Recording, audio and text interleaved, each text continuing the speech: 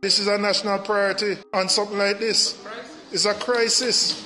So procurement can't be the reason why we can't get these tablets to these kids.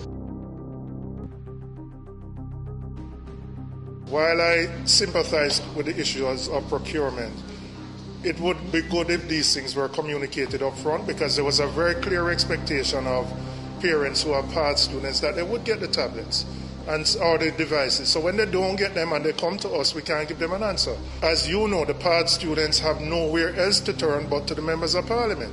So we are being put under more pressure. We don't get the 100. They can't apply for the 100. And so you have to use your CDF now to help those kids.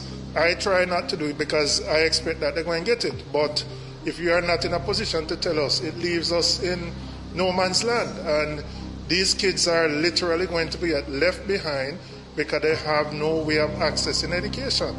Now, you have options re-procurement.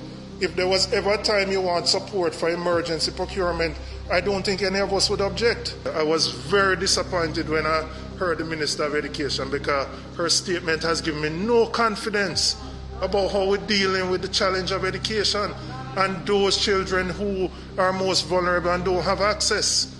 So if the issue is money, we have reserves, we have revenues that we can put in place to ensure kids can get devices.